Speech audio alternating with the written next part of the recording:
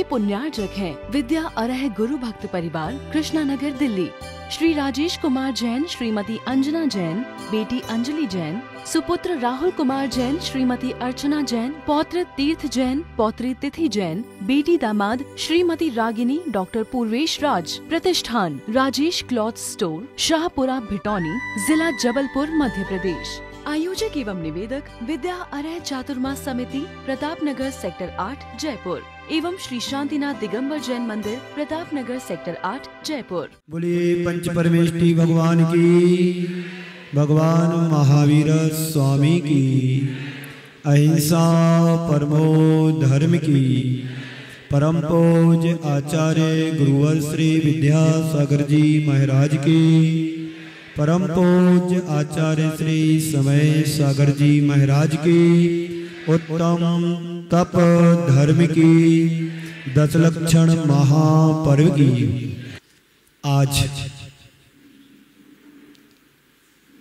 तप का धर्म है। ओ तप क्या है? आचार्यों ने सूत्र दिया है, तप्यते इति तपः।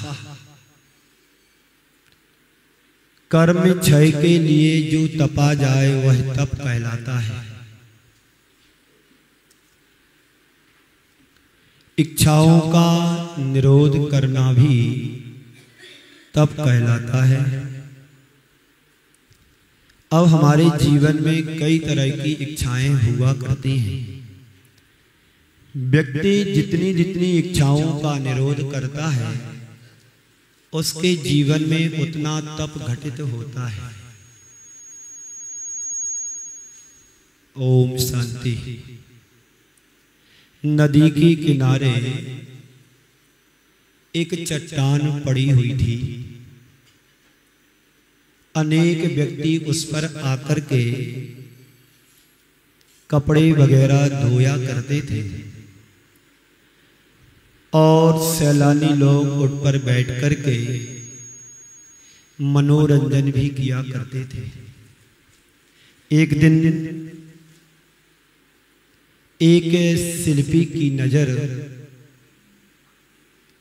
उस चट्टान पर पड़ी। शिल्पी वहां से उस चट्टान को उठा करके अपनी कार्यशाला में ले गया और कार्यशाला में ले जा करके उसे तराशना शुरू किया। तराशते तराशते एक दिन वह मूर्ति का रूप बन गया। मूर्ति का रूप धारण कर चुका। पाषाण से भगवान का रूप, पाषाण ने भगवान का रूप ले लिया। बंधुओं, इसी तरह पाषाण से भगवान की अभिव्यक्ति हमारी संस्कृति है। आज तप धर्म की बात है। तप सभी समझते हैं, कभी तप करे या ना करे, लेकिन पर्युषण पर्व के दिनों में जगह जगह पर गुरुओं के सानिध्य में अथवा उनके अभाव में 10 दिनों में हर व्यक्ति तपस्वी बनता है। 16 कारण के 32 उपवास करने वाले भी तपस्वी होते हैं, जो उपवास के साथ तपस्या करते हैं, और 10 उपवास के साथ भी तपस्या करते हैं। यहाँ पर शायद तपस्वी नहीं बन पाए क्योंकि उनके लिए समस्या दिख रही थी कि तपस्या कैसे करें। समस्या का समाधान तपस्या से किया जाता है। तप्यते इति तपः। जितना जितना हम अपने आप को तपाएंगे उतनी उतनी तपस्या हमारे सामने दिखेगी और हमारे जीवन की समस्या समाप्त होगी। शक्ति के रूप में हर प्राणी के अंदर अनंत संभावनाएं। ओम, फ्री करो आवाज, फ्री करो।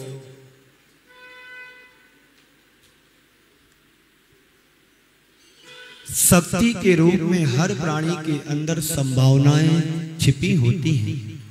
जैसे हर पत्थर के अंदर परमात्मा छिपा होता है, वैसे ही हर आत्मा परमात्मा है। आचार्य कुंकुन देव ने कहा, अप्पा सो परमप्पा। ये जैन दर्शन का उद्घोष है, मेरा नहीं है और ना किसी कोई साधु का है। ये भगवान महावीर का उद्घोष है, अप्पा सो परमप्पा। आत्मा ही परमात्मा है। अब इसकी अभिव्यक्ति हमें कैसे प्रकट करना है? जितनी भी यहां आत्माएं बैठी हैं, भव्य पिता की अपेक्षा से, भव्य जीव की अपेक्षा से हर आत्मा कभी न कभी जीवन में परमात्मा पने को प्राप्त करेगी। आज तक जितनी भी अनंत आत्माएं परमात्माएं बनी हैं, वो सिर्फ तपस्या के मार्ग को अंगीकार करके अपने मोक्ष तत्व को प्राप्त किया है। और आज तक संसार में जितने भी लोग भटक रहे हैं, वो तपस्या को समस्या समझ करके, तपस्या के मार्ग से दूर होकर के, और आज तक संसार में क्या कर रहे हैं? विड़ंबन कर रहे हैं। आचार्य कुंकुन देव कहते हैं,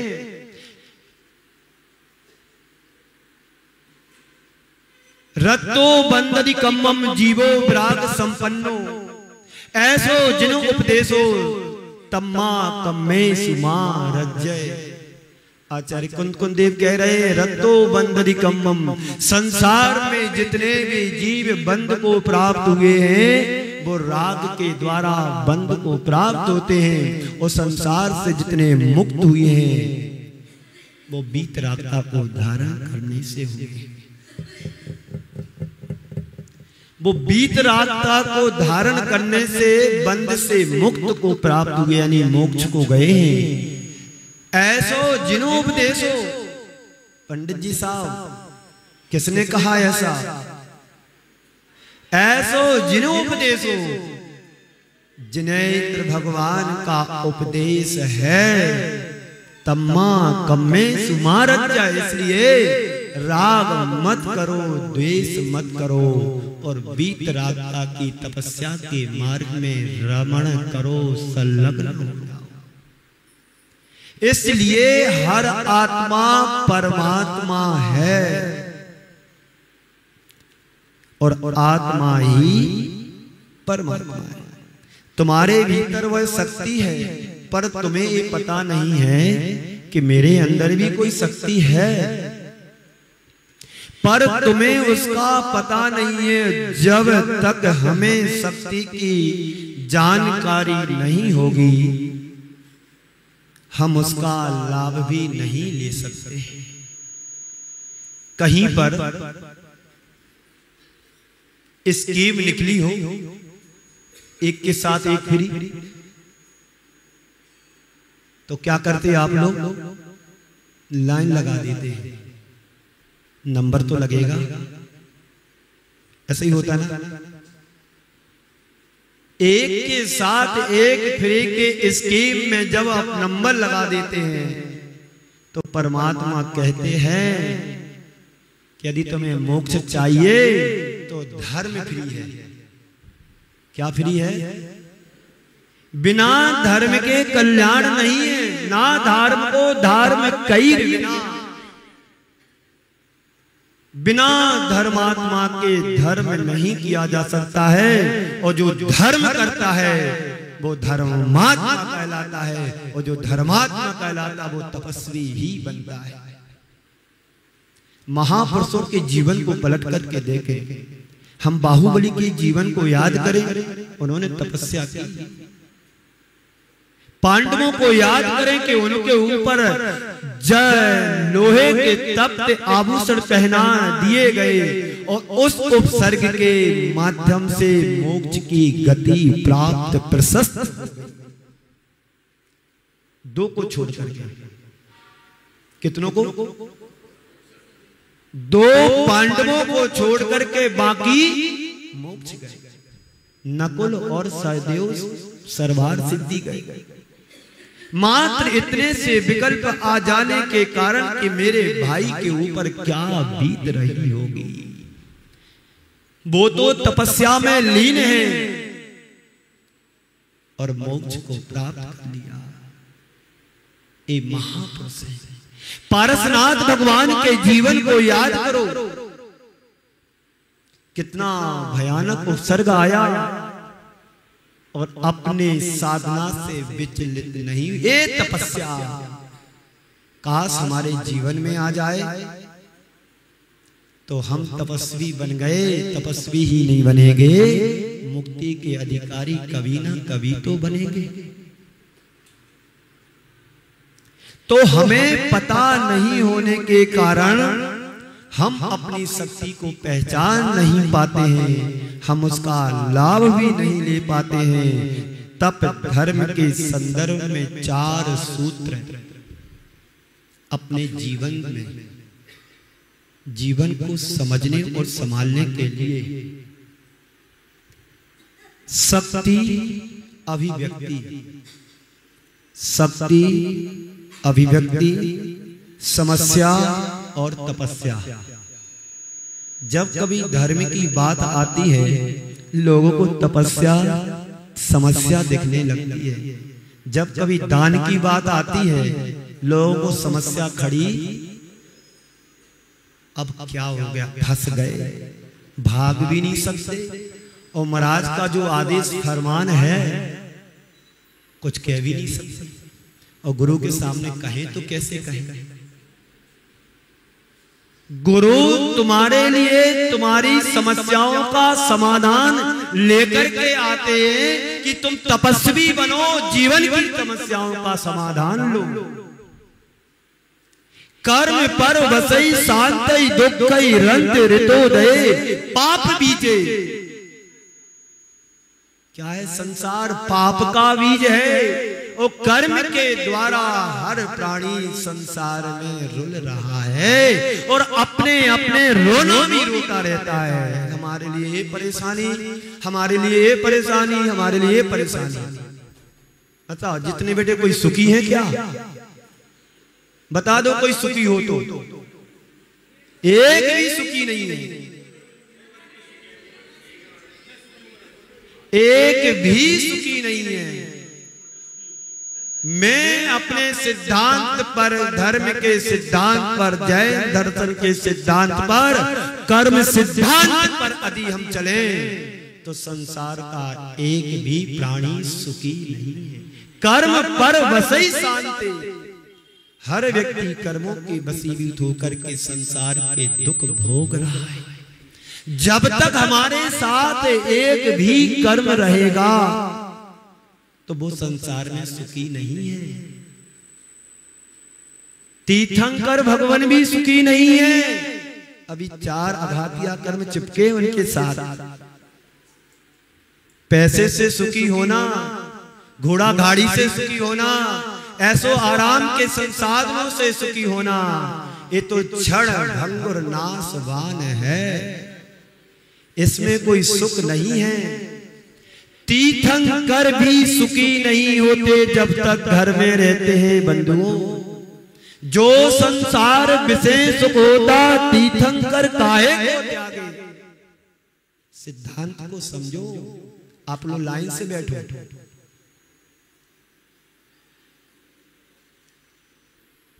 क्या बोल रहा मैं? जो संसार विषय सुख होता सौगानी जी, तो तीर्थंकर भी अपने घर परिवार का त्याग नहीं करते। काहे को व्यर्थ में तपस्या करने के लिए पर्वतों पर जाते, नदी के किनारे बसते और खुले आसमान में ठंडी के दिनों में त्याग साधना करते, वो व्यर्थ में करते। हमारे गुरुदेव ने बहुत अच्छा लिखा है।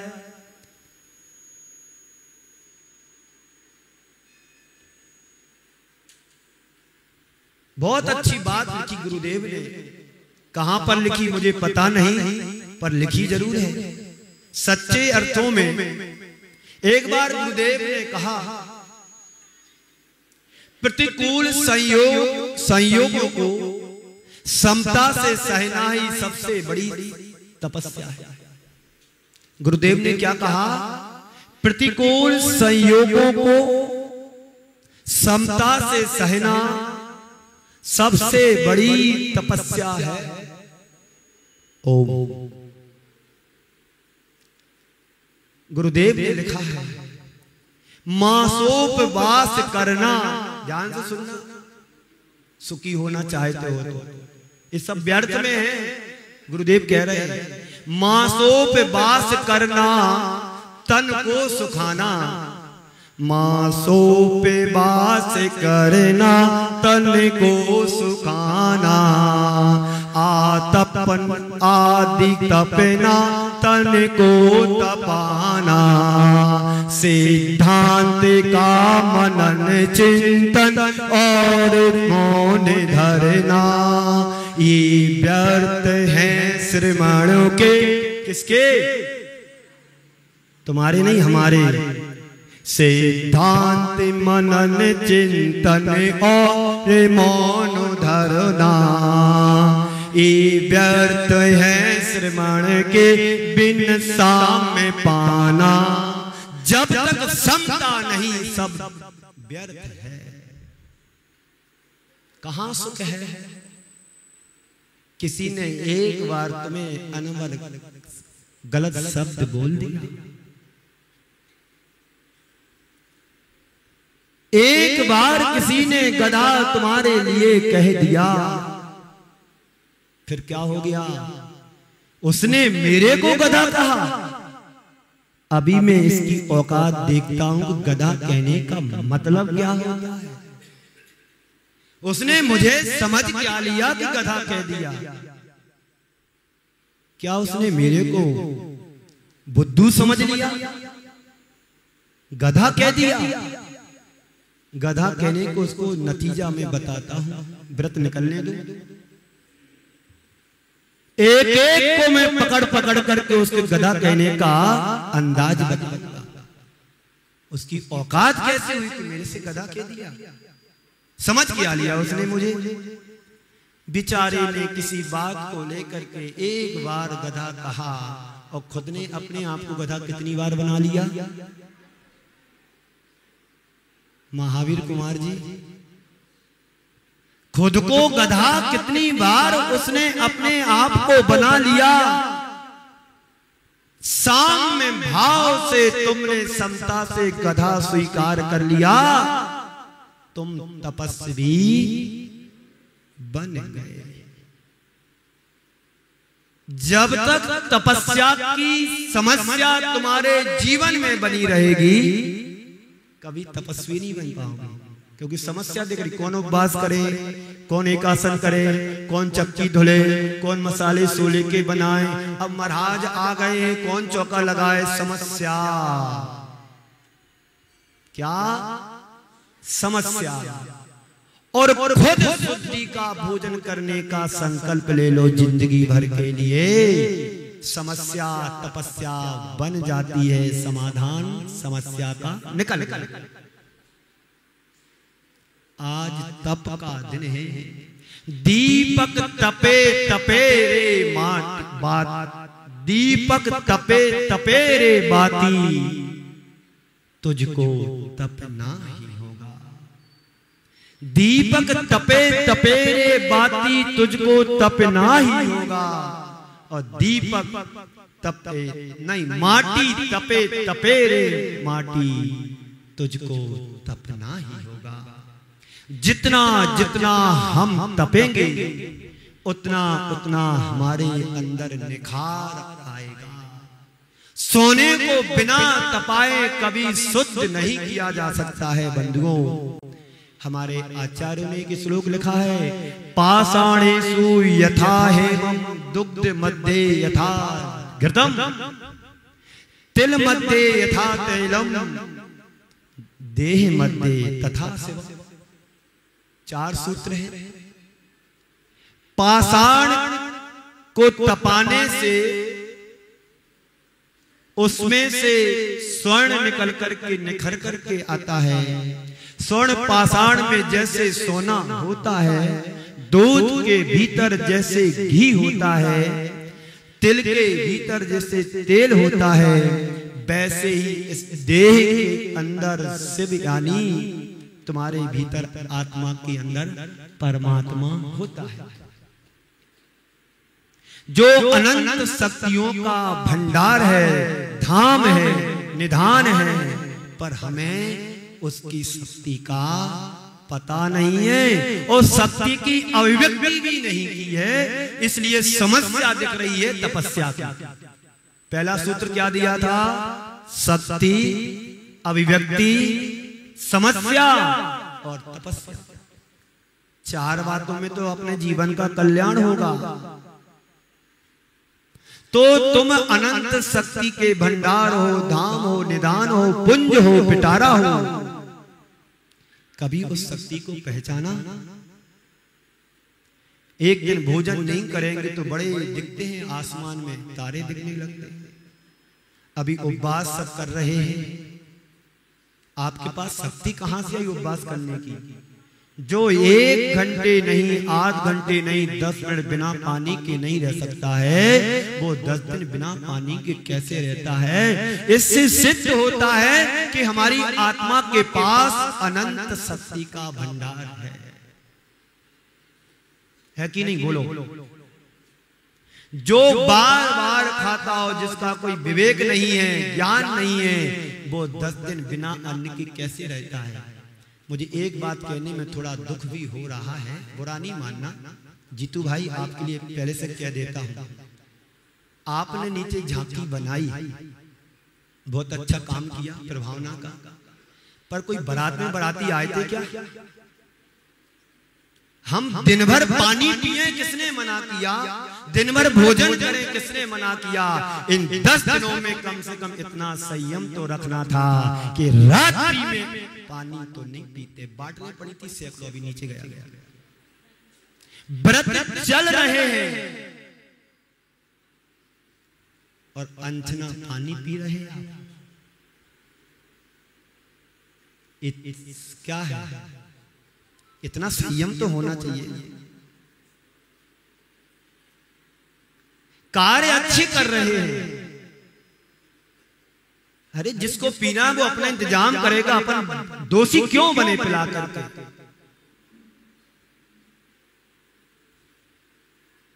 तो इसलिए तपस्या समस्या बन जाती है। आगे चलूं आगे? हाँ, चलता हूं आगे। तो स्वर्ण में सोना है ऐसा हर कोई जान पाता है। क्या है? स्वर्ण में सोना। विश्वास है कि नहीं आप लोगों को? विश्वास है कि स्वर्ण में सोना है। जिसे उसकी परख होती है वही जानता है कि पाषाण में सोना छिपा है, और उसको जानने के बाद प्रयत्न करता है, तब उसमें से उस सोने की अभिव्यक्ति होती है। पहले शक्ति को पहचानो। किसको? आपके पास ही शक्ति है। यदि गुस्सा आ जाए तो तुम 10-20 को निपटा दोगे। है शक्ति की नहीं? क्यों महावीर जी? मरियल से मरियल आदमी भी गुस्सा आ जाए तो ताकत डबल हो जाती है। एक शराब पीने वाला व्यक्ति दुबला पतला है, और जब शराब पी के चलता है तो बड़े बड़े पत्थर उखाड़ के फेंकता है। इस शराब में शक्ति होती तो बोतल में भी नाच आना चाहिए। शराब में शक्ति नहीं है, शक्ति तो हमारे आत्मा के अंदर है, पर उसकी हम अभिव्यक्ति नहीं करते हैं, इसलिए हर क्षेत्र में समस्या दिखती है। और बताऊं, आप घर में 10 कदम भी, आधा किलोमीटर भी इस मोहल्ले से दूसरे मोहल्ले में जाना होता है तो बिना गाड़ी के नहीं जाते, बाइक और साथ में वाइफ। रक्षाबंधन का दिन है, भाई के यहां जाना है बहन को, तो जीजा जी लेके जाएगा। शक्ति कहां से आई जब तुम तीर्थराज सम्मेशकर जी की 27 किलोमीटर की यात्रा सिर्फ पैदल करते हैं। आपके अंदर है ना शक्ति? कहां से आई? जब तुमने उसकी खोज की।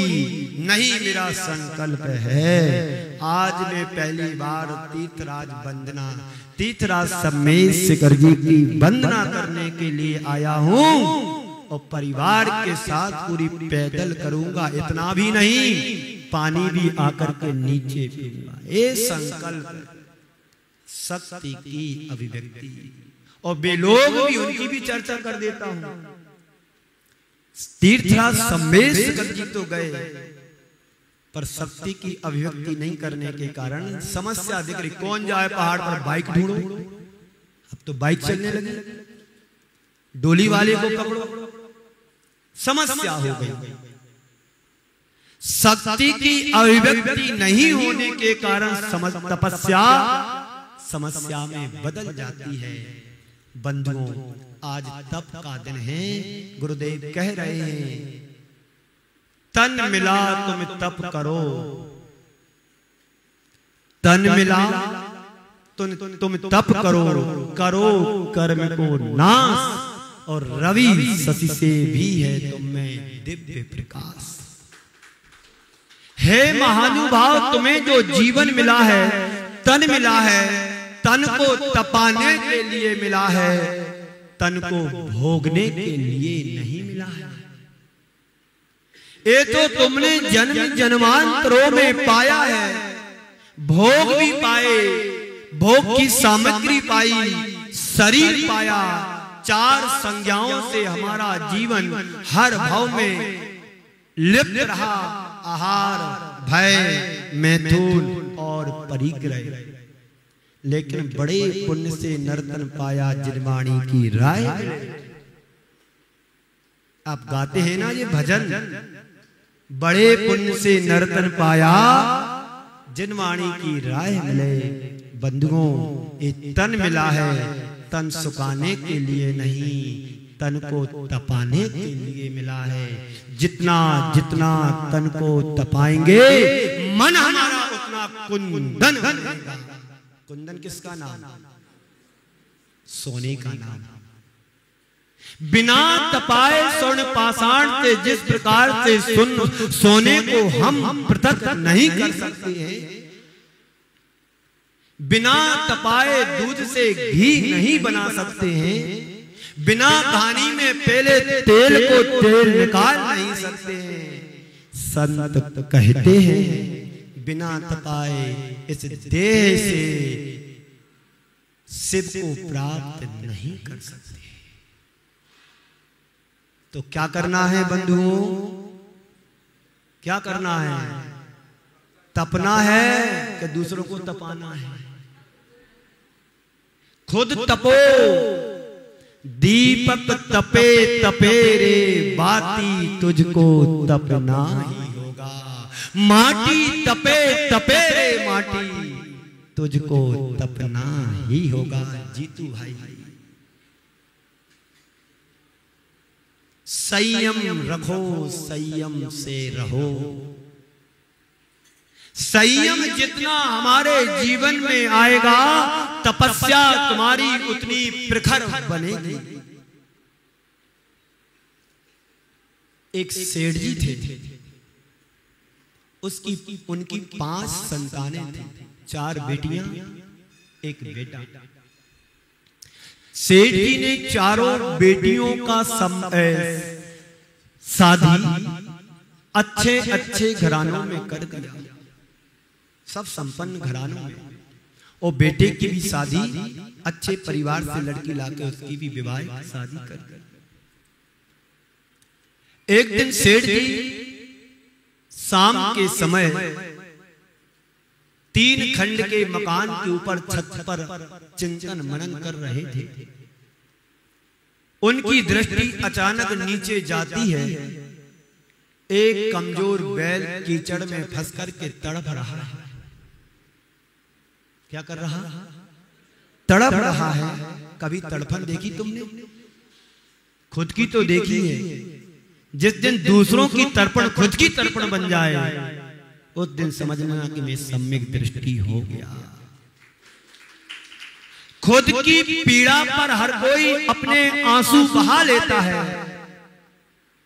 पर की पीड़ा पर जो आंसू बहाता है वही वास्तव में सच्चा धर्मात्मा होता है। गुरुदेव ने कहा है, खुद के प्रति सहनशील बनो और औरों के प्रति संवेदनशील बनो, तब तुम धर्मात्मा कहलाओगे।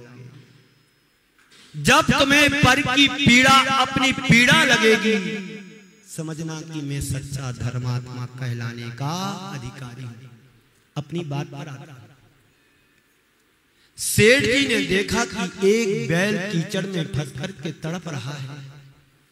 उस बैल को देख करके चिंतन की गहराई में वो चले गए। कहते हैं संसार में कोई किसी का नहीं है, इस संसार में हर प्राणी अपना सुख दुख अकेले ही भोगता है। पाप कर्म के उदय से कभी सुख मिलता है तो कभी दुख मिलता है।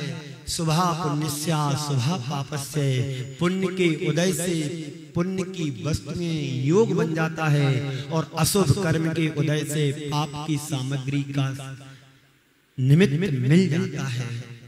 एक चिंतन सेठ जी का गहरा हुआ और सेठ जी के विचारों में परिवर्तन आया और उन्होंने विचार में तय कर लिया, अब मुझे संसार के इस कीचड़ में नहीं रहना और दीक्षा लेकर के आत्मा का कल्याण करना।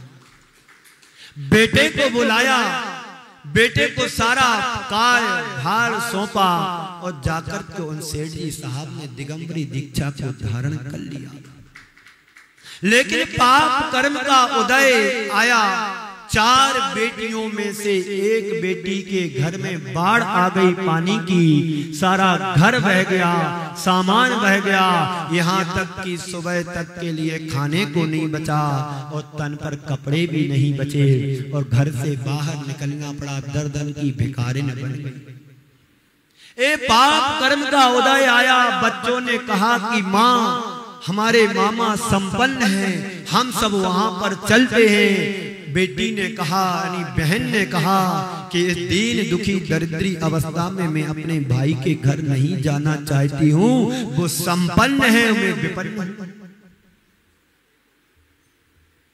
बच्चों के कहने से आगे जाती है बहन अपने बच्चों को लेकर।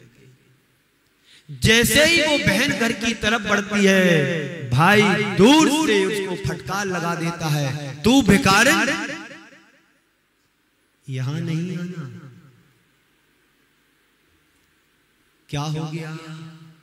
बेचारी ने अपनी बात लेकर के पीछे मुड़ करके दूसरी गांव में चली गई। एक दिन उसकी पत्नी ने, बेटे की पत्नी ने व्रत किए और व्रत के उद्यापन में पूरे नगर को भोज के लिए बुलाया, पर उस बहन को नहीं बुलाया। क्यों? संपन्नता पर क्या होगा? नहीं, लोग क्या कहेंगे, तुम्हारी बहन इतनी गरीब। Status, what is the status? क्या हमारी प्रेस्टेज पॉइंट का सवाल है। कोई क्या कहेगा, तुम्हारी बहन इतनी गरीब, भिखारिन। उनके बच्चों को मालूम पड़ा, मां भोजन करने नहीं जाना, मामा के यहां पंगत है। मां ने बार बार बच्चों को समझाया, बेटे बच्चे नहीं माने तो 3 दिन के भूखे थे वे बच्चे, लेकर के जा रही है। और जैसे ही उधर पहुंची, उस भाई ने ललकार करके उसे निकाल दिया। क्या किया? निकाल दिया। अब इसके मन में चिंतन चला कि कर्म का उदय तो आया तो कैसे आया। चलते चलते एक दिगंबर मुनिराज के चरणों में ये पहुंचती है और और गुरुदेव से निवेदन करती, गुरुदेव मेरे ऐसे कौन से पाप कर्म का उदय है जो मैं दर दर की भिखारिन बनी हूं। गुरुदेव ने कहा कि ये तो पाप कर्म का उदय है, पर एक काम करो, इस कर्म को यदि क्षय करना चाहती हो तो नमोकार मंत्र के व्रत करो। कहानी है, ध्यान से सुनना। मां सुनाओ वो कहानी, मां सुनाओ वो कहानी, जिसमें राजा हो न रानी। राजेंद्र जी, बचपन का नाम और 55 का नाम। कहानी है, कहानी को कहानी की तरह नहीं सुनना है, कहानी को जीवन की यथार्थ कहानी समझ करके सुनना। ये दुर्दिन हर व्यक्ति के जीवन में आ सकते हैं, कभी आज तो कभी किसी के कल जीवन में। कभी हम राजा को रंग बनते देखते हैं और रंग कभी राजा बनते हुए हम देखते हैं। एक कर्म सिद्धांत है, इस सिद्धांत को जो जुठलाता है वो दर दर का भिखारी ही। इसलिए कर्म सिद्धांत को जुठलाओ नहीं। भाव विचार व्यवहार